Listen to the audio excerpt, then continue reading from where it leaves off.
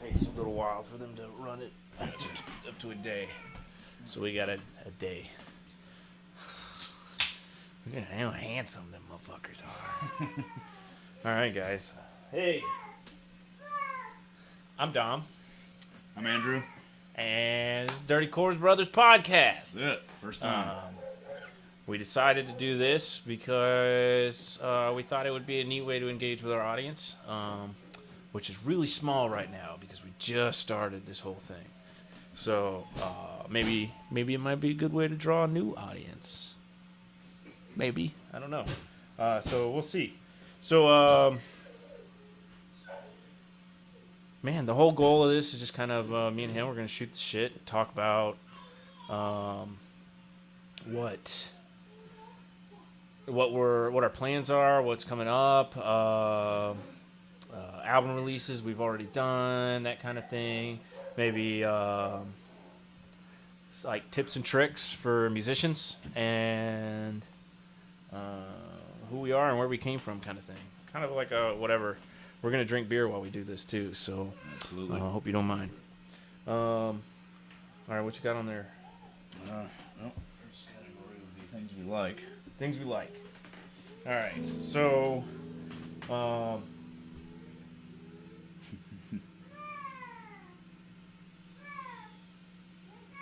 this week, got to keep this moving. This week, I learned a new trick, and I really like my new trick. And if you don't mind, I'll give you guys a quick little demonstration of it. Actually, I need to find my special pick. All right. I'm not sure what you did with that. Okay, so special trick is I've always had a hard time pulling off just random pinch harmonics, that like Billy Gibbons squealing.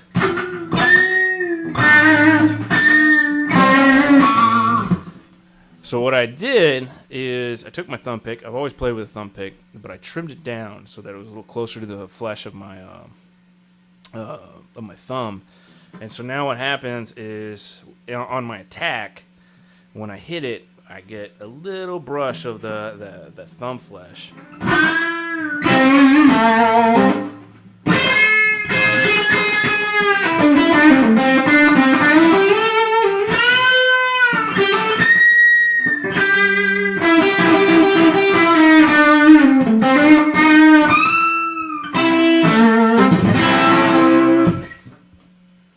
Yeah. Beautiful. That's the new thing that I like this week. What about you, Andrew? What did you like this week? Oh, I like this guitar. This is Dom's green Gretsch here, and it is just beautiful. It's got a very warm, light tone to it. And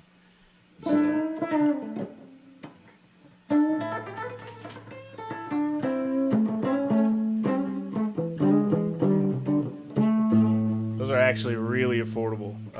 how much did that run? They're only about like $400. That's not bad. Yeah, at all. considering how pretty the whole hollow body thing. Absolutely. I like that guitar a lot too. It just doesn't fit, I feel, sonically for me as well as it does for you. Yeah. So, yeah, enjoy using it. Yeah, cool. it's great for all the rhythm. Yeah.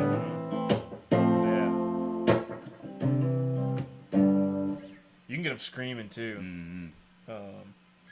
But yeah, so that's cool. Anything happen this week that you don't like? Yeah, mostly work stuff though. Work stuff. Yeah, it was a busy week. I was gone all Tuesday through Friday. So it's not too exciting. No. Unfortunately. Hey, you don't get to practice when you're out either. Yeah, that's the problem. Yeah, it's the. I wish that a lot more airlines would be a little bit more accommodating for traveling musicians. All right. You know, if I want to pack up a full size guitar, you know, I have to pay going there and back $30 each time. It's $60 total. And there's very little guarantee that if you pack up a musical instrument like that you're going to get it in the same condition on the way back. Or I shouldn't say that. There's very little guarantee that if you got it in a worse condition on the way back, that it was that you'll get reimbursed for it. There's that guy he got he was it United Airlines broke his guitar, and so he wrote a song and put it up on YouTube called "United Airlines Broke My Guitar" or something along the lines. That's awesome. And they finally, after he put it up there, they finally reimbursed him for his guitar. Yeah, that's the thing. I mean, like, I've seen people carry it on before, even full size. But it's really inconvenient, especially depending on everything else that you have to carry with you. Yeah. And so in TSA, they just do not care. No, they don't care. They're horrible. They've broken so much of my equipment. In the I past. hear they're worse with It's pedal ridiculous. boards. I hear they'll just tear your pedal board apart, Yeah, I don't unplug doubt it, unvelcro, and all your buttons and knobs are all switched around and everything. Yeah, I mean, it's like I travel a lot with tools, and I try to keep them as organized as possible. And every time I get my toolbox back, they're just scattered. So I think they like my tools. So they take one at a time. Oh, look at this! Check it out. Oh yeah. Yeah. And then they just toss it back in the toolbox. I actually broke one of my toolboxes that way because I didn't put everything in properly. Close the lid, snap the cover on the lid, so then it wouldn't latch properly. So gotta love it. My daughter, $150 toolbox. My daughter Aiden has been on the airlines on an airplane flight 6 times. Mm-hmm. I'm saying her name for you guys, not for him. He knows who my kid is. And she's only made it through TSA without getting stopped once. They stop her for like a pack of crayons. I remember that was one because it looked suspicious in the X-ray machine, I guess. Crazy crayon knives. Last time it was water. For some reason, she thought she needed to fill up her water bottle before going on the airplane. Bomb juice. Yeah, that's it. Yeah, so airlines. I don't like airlines. Me either. I hear they're really bad with animals. I hear horror stories about animals every single time I go on an airline. Oh man. And then I have to use airlines way more than I would like. yeah. I get to use them to go to fun places. You have to do it for work. Yeah. All right, so what else we got on this list? Things we hate. I think we covered that though. Yeah. Things worth mentioning. Things worth watching. Worth watching. Huh. Fender is coming out with a new guitar, and I thought it was badass looking. If y'all haven't looked it up, it's called the Meteora, and it's completely new, like design. The body design is based off of a Fender Jazzmaster, but it's set up like a Telecaster. And I think the cover they show for it, you'll see it if you look it up. It's like yellow with a black pick guard and all that stuff, and it looks ridiculous. Yeah. It looks like a Telecaster 100 years in the future kind of thing. Like it's really cool looking. And I like the color scheme they picked for it. They picked the like the butterscotch blonde with a black pick guard, single ply black pick guard, which is the classic color scheme that Tele uses for, I believe they're 52 Teles when they do like custom shop 52 Tele thing. But yeah, that I thought it was cool. I thought it was really rad. It's part of their new lineup that they released at Summer NAMM. Was it Summer NAMM? It's this last one, whichever one they just did. They did a release of alternate universe guitars. They had like was it Telecaster that was set up like a Sounds like concept guitars. a less deal. well no, because what they did is they took 2 different guitars and they just mished them together. So it was like alternate universes and like, well, if things went differently, we would have a Les Paul in the shape of a Telecaster kind of thing. That one they called the Troublemaker, Go which back I and thought was change pretty up cool. the evolution of guitars type of deal. Yeah, it was something like that. It was like they had a Strat that looked like a Jasmine. I didn't like that one as much. But yeah, so that's something I think should look out for. It's pretty cool. Also, later this month, and we're gonna be railing this, I guess, once a week or so. This month, we are going to be releasing another new single. We have 2 that we released in the past 2 months. We're going to be releasing "Tell Me About Heaven" Mm-hmm. and It's just gonna be acoustics. Right now, we're just doing acoustics. Just me and him doing the recording. We do it in here, in this room. Yeah, so when we go over to like future band plans, it's actually one of our we're jumping off points here. Oh, okay. So kind of a good segue into it. Well, I segued very smoothly into it. Yes. Way to throw a rock in my spokes.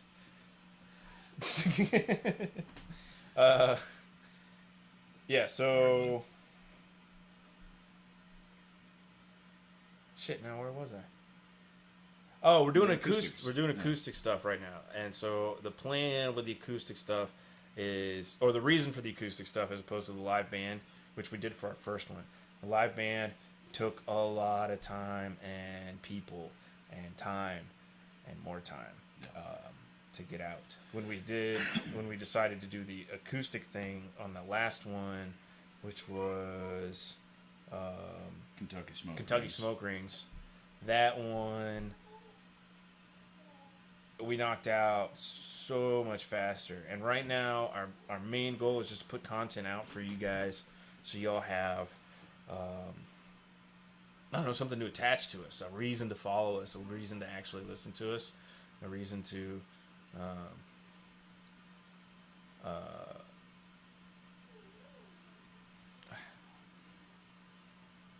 reason to spread us around. Yeah. You know, it gives you a method to spread the word. Yeah, thanks for the help out. Yeah. Yeah, something like I don't know. You can't just be like, yeah, I'm in a band and expect that to like get you somewhere. Like you have to actually like cultivate your art into something that you can monetize in order to like actually push forward, because otherwise the money's not there to go forward. You can't go forward with it. And so that's the whole point of all of this, is we're trying to find ways to get our art out in front of you guys and whatnot. And this is another way to do it, so we can have like just a nice long form conversation with you guys, share some tips and tricks. And if y'all have any ideas, things that you want to hear us discuss in the future, you know, be sure to leave it in the comments, and we'll address it. Yeah, absolutely. Yeah, give us some ideas.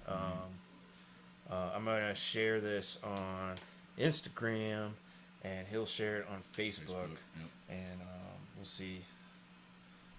If you follow us on the Facebook or on the Instagram, then you can give us a heads up there.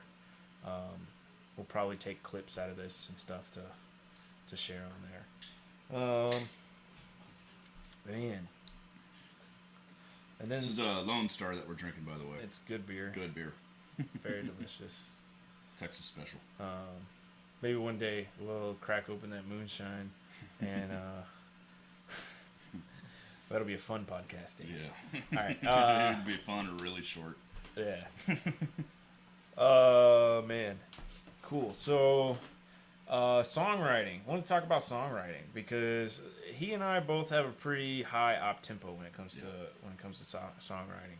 We are, we can produce material really quick. Yeah. We get it's not so much bragging rights.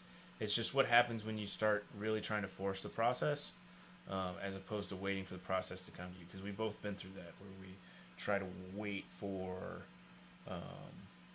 inspiration. Wait for inspiration as opposed to sitting down and really kind of forcing it. And I think we're both mumble writers. Mumble writers. So to give you a demonstration of that, here, I'll show you. What we'll do first is come up with like a some kind of riff. I always tend to start with the guitar. Yeah. It brings everything bleeds out of the guitar. I like to do it with the guitar, typically an acoustic. I'll grab the acoustic. We'll see how that goes instead of playing the electric. It's another upside of going acoustic is, almost all of our songs are written on acoustic, and that's it's almost what they're made to be. So you have to kind of integrate into the live band. Yeah. So you just kind of come up with a.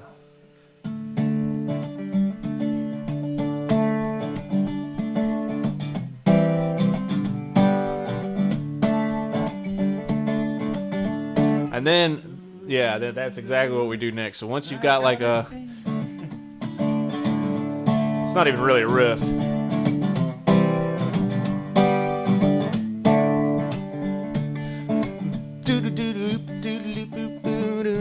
And then all of a sudden words will start coming to you.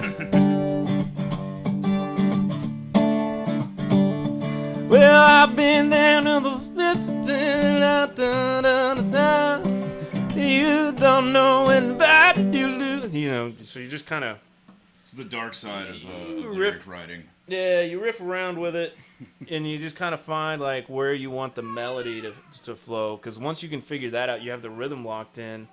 You don't have to worry about writing a song and then figuring out where the important words should be stressed in the rhythm, because you've already figured that out by figuring out the rhythm of the melody and how that fits in with your guitar part. And that's why I like writing that way. And every rhythm that you write, you know, little rhythm bit that you write on the guitar, it's going to have its own, you know, the way that it speaks to you, you know, whenever you're playing. So it also helps come up with a topic for the song.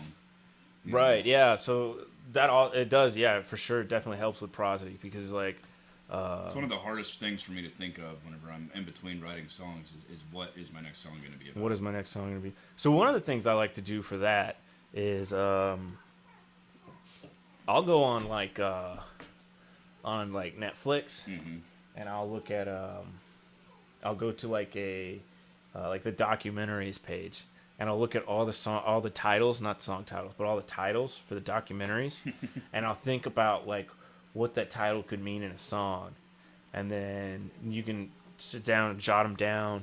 Usually I jot down like 2 or 3. I don't want to come up with a big list, because if you come up with a big list, it's too much work just to get past that phase. So just pick a couple, and then about 2 or 3 really is really all you need. And then from there, just kind of work between the 2 or the 3, and then until you find something that kind of riffs with you, and then that you can kind of feel out. And then from there, and I just picked a random thing where you can draw inspiration from. Like you can do that on YouTube. You can do that. It's gonna be really clickbaity. Yeah. Gotta advertise our platform, I guess. Right. Cat destroys person. Blah blah blah. Yeah. That's where you got the inspiration for the Cat Lady song. Huh? I did. I wrote a Cat Lady song, guys. It's really good. She does. Oh, that's the other thing. Yeah. Like, I believe that a song, since it's only 2 or 3 minutes, it follows the same rules as like a good movie. And the rules for a good movie are, you have like, somebody has to die. You have to. Somebody has to have sex, or what was the other? Something has to blow up in the first like 5 minutes of a movie. And so a song, since it's less than 5 minutes long, typically, still counts. It's like somebody has to die, something has to blow up, or there has to be some sex. Tends to be the going theme in our songwriting. Is everything tends to die. We typically kill off somebody, or everybody. Or if we don't kill them off, they were actually killed off, and we're just singing about a historical. Yeah, I do have a song that I wrote, just a hypothetical murderer who was hanged, you know, and so I had to put myself in kind of his mind as he's awaiting the floor to drop out from underneath him. Yeah, that's a good one. I like that song. Yeah. I get to sing the part of the guy of the executioner. So I get to be the executioner in that song. It's really cool. It's a really neat song. We'll drop that one a little later on. Later on, yeah, that'll be a while. I'm trying to get them out as fast as we can, but it is a lot of work. We write them way faster than we record them. That's very true. And then there's the whole copywriting and everything too. Also, songwriters, copyright your stuff. Absolutely. And don't copyright it by posting it. Like, I've heard a lot of people say, well, as long as you post it, you know, it's and it has a timestamp on it, then it's legally copyrighted. It's like the digital form of the poor man's copyright, where you mail it to yourself. So that actually doesn't give you. It's not going to hold up in court that well. It's not so much that, but when you have legal rights to your copyrighted material, you can actually use that. You can leverage your copyright, like a physical copyright from the Copyright Office. You can leverage your copyright in ways to actually make money off of your copyright. So, I mean, that's how you end up with guys. If you don't have that physical copyright, a movie maker's not going to touch your stuff. Right. If you don't have that physical copyright, there's aggregate companies out there who push it for,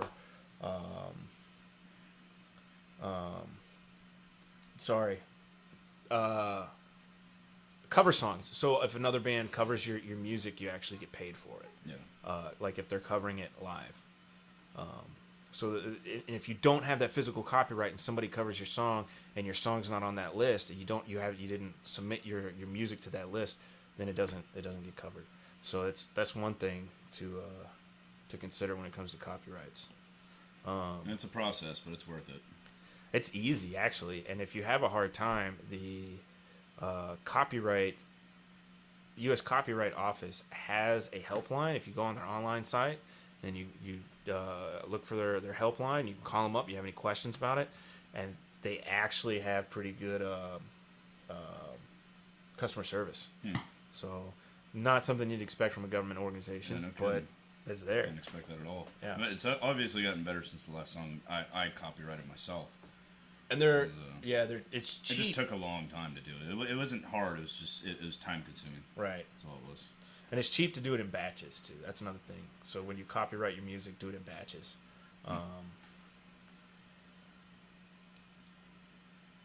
You can put, I think.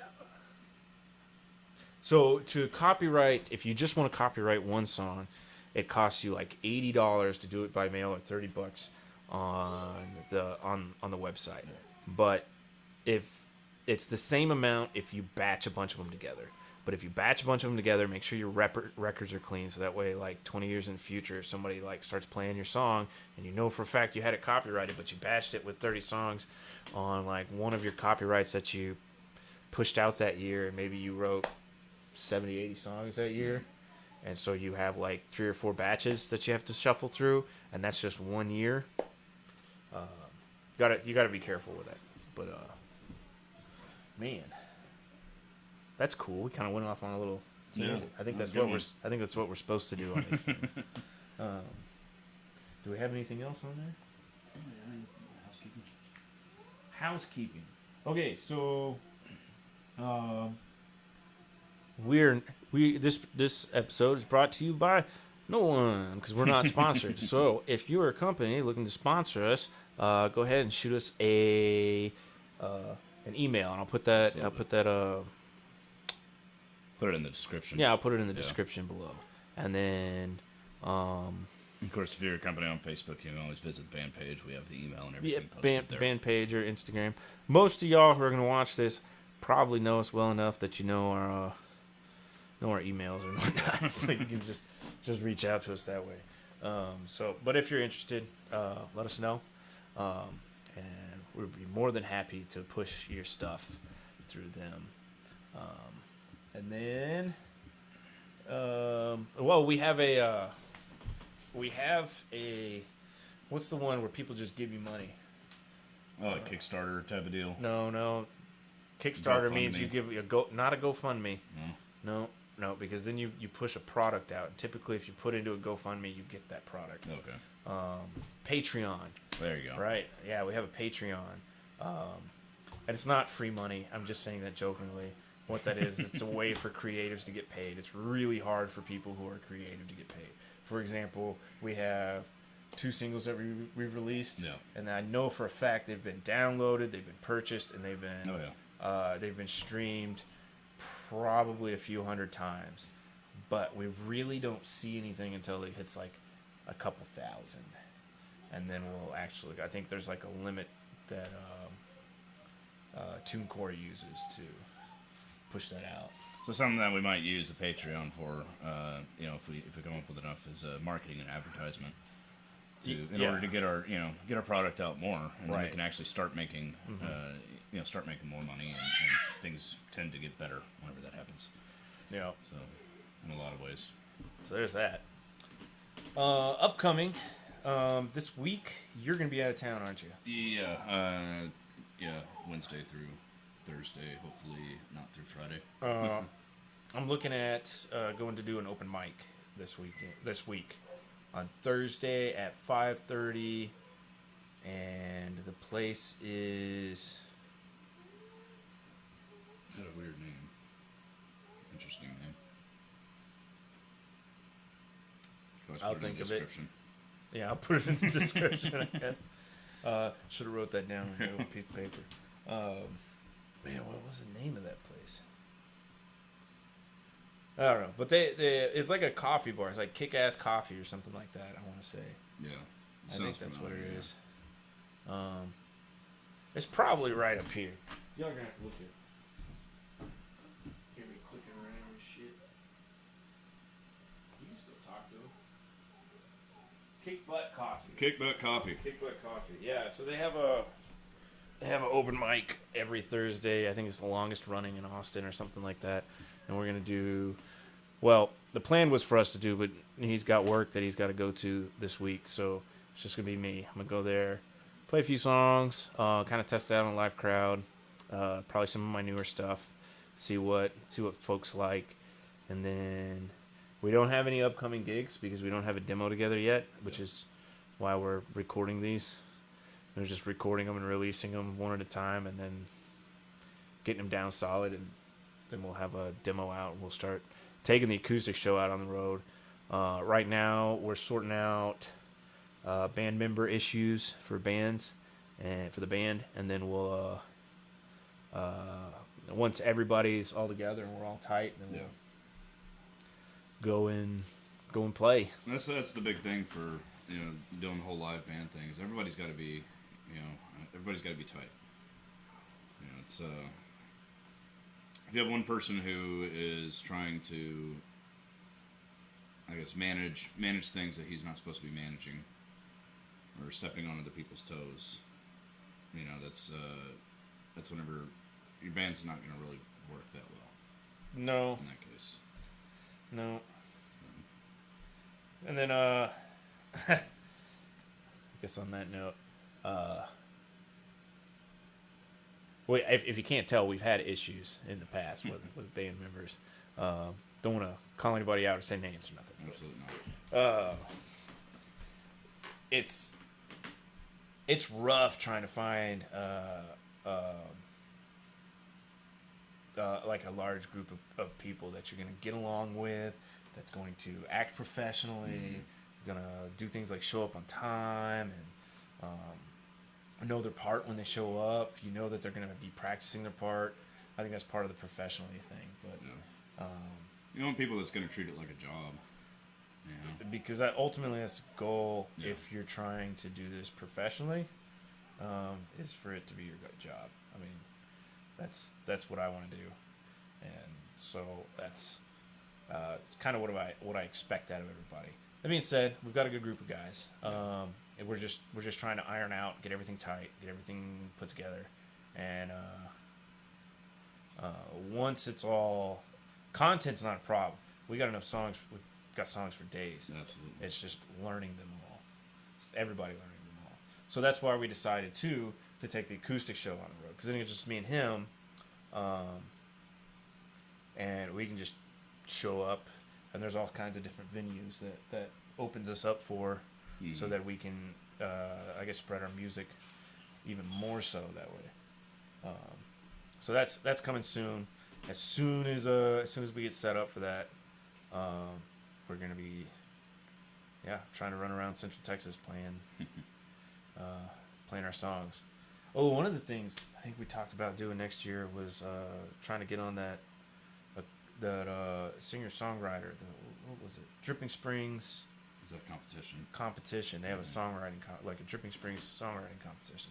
That'll be fun, but we won't be able to play together. We both have to submit different submissions, see if we can make it, and then if we make it, see if we can win it. So we're gonna be in competition. Yeah, I guess it is a. I don't know what you win. I hope you at least win money. Yeah. That's You're kind of ashamed to walk away with a little certificate. Yeah, right. You want exposure. Yeah. All right. Well, I think that's about it, guys. Thanks for joining us.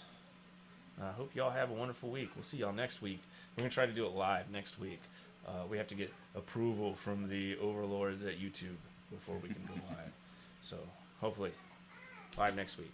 If you want to, you come out to Kick Butt Coffee. It is 5775 Airport Boulevard, Austin, Texas. And I will be there Thursday at 5:30 to play a couple songs for their open mic. And we're going to try to do it fairly often in the future, too. For the next few weeks. Yeah. I'm hoping that after that we'll have a good idea of which songs to place our trust in, and which ones to kind of take out and Rehash. Yeah, which ones to throw in the garbage. That's the other thing. As many songs as we write, we throw them away. Yeah. At least half as fast. So if we just get sick of one, we'll throw it away. I think that was one of our agreements when we first started. Yeah. Is that we have to be willing to let go of a song if we don't like it. I mean, quantity matters, especially whenever you're putting out songs as fast as we do. But what matters, obviously, more important is quality, and whether or not people like it. And even if you like your song, but there's something, I don't know. The ones that I've thrown out, I like them. I like them just fine. But there's just something about it, and other people aren't gonna. They're not gonna enjoy it as much as I do. But I'm the one that wrote it, so I'm a little bit attached to it. But it's important to keep in mind that you're going to write bad songs in the future, and those songs go right to the trash can. Yeah. That's how you weed out the bad, and what you're left with is all good. Yeah. Yeah, and if you're looking to start songwriting, my advice for you, and you can give your advice after I give my advice. If you're looking to start songwriting, my advice to you is just start, and just pick something stupid. Look around the room and pick something stupid and write a stupid song about it. All right, and then do that half a dozen times, and then once you've kind of got an idea of how things work. Oh, and don't be afraid of using a rhyming dictionary. There's nothing wrong with using a rhyming dictionary. Use a rhyming dictionary, because if you don't, then you end up with these super cliche like kid song rhymes, because it's always the first one that comes to your head, and the first one that comes to your head is probably going to be the first one that comes to everybody's head. And like we learn how to rhyme when we're little kids, so you gotta be a little bit more advanced than that and think outside the box. Yeah, think outside the box. Get you a rhyming dictionary, use that.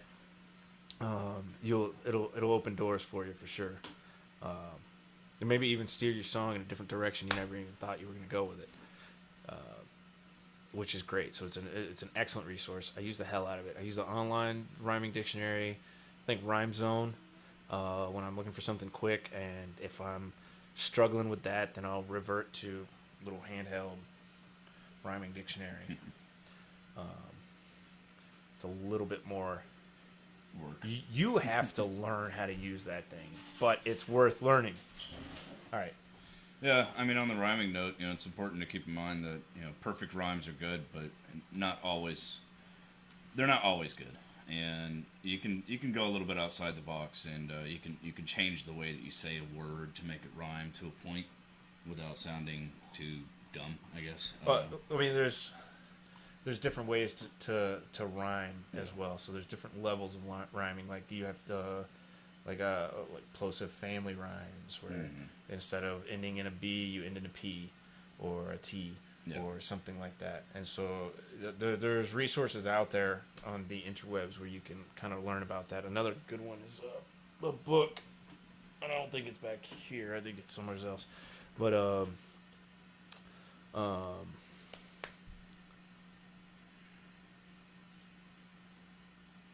Pattison. Actually, it's right here.